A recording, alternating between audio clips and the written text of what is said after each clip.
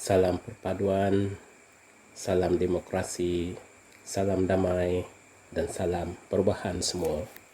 Berjumpa kita dalam satu lagi perkongsian.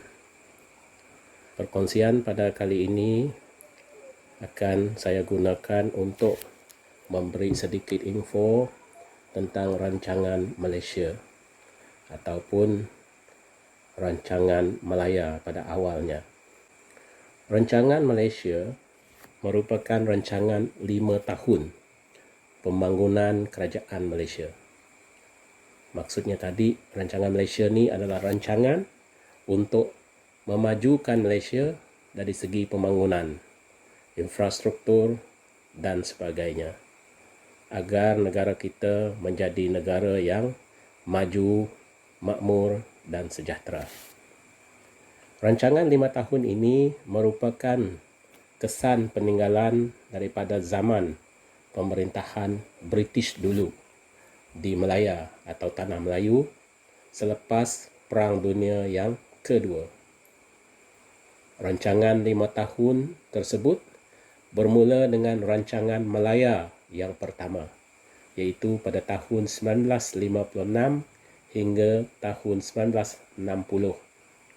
Selepas itu disambung dengan rancangan Malaya yang kedua dari tahun 1961 sehingga 1965.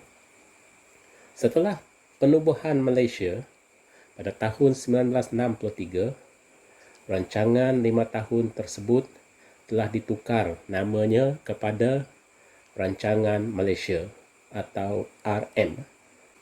Dengan rancangan Malaysia yang pertama bermula pada tahun 1966 sehingga tahun 1970.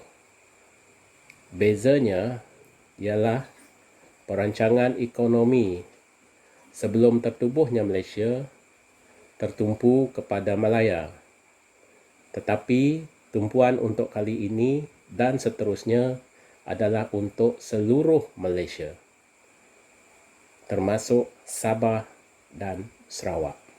Rancangan Malaysia yang pertama setelah Malaysia ditubuhkan iaitu pada tahun 1966 hingga tahun 1970, 5 tahun.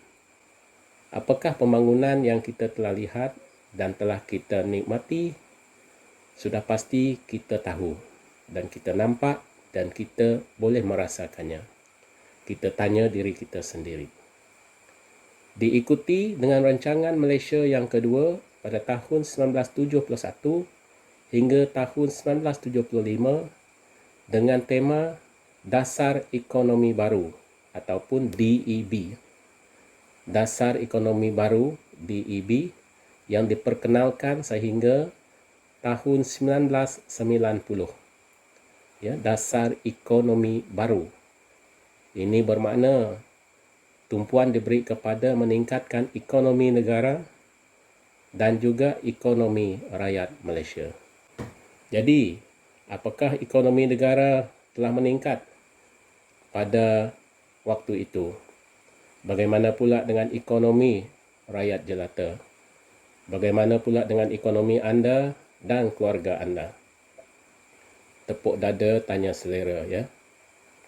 Selepas itu diikuti dengan rancangan Malaysia yang ketiga, diikuti dengan rancangan Malaysia yang keempat, kemudian diikuti dengan rancangan Malaysia kelima, diikuti dengan rancangan Malaysia yang keenam, diikuti pula dengan rancangan Malaysia ketujuh, dan kemudian diikuti dengan rancangan Malaysia yang ke-8, rancangan Malaysia ke-9, rancangan Malaysia ke-10, rancangan Malaysia ke-11, dan sekarang ini sudah masuk rancangan Malaysia ke-12 yang bermula pada tahun 2021 yang lalu sehingga tahun 2025 yang akan datang. Jadi, begitulah rancangan Malaysia yang telah diatur oleh pihak kerajaan Malaysia untuk kesejahteraan negara dan juga kesejahteraan kehidupan rakyat. Sejauh mana ianya berfungsi, sejauh mana ianya berkesan ataupun berjaya, kita sendiri menilai. Maka kita perlu lebih bijak dalam memilih wakil yang akan mendirikan kerajaan Malaysia agar semua dasar-dasar ini boleh berjalan dengan lancar dan jayanya. Sekian, terima kasih.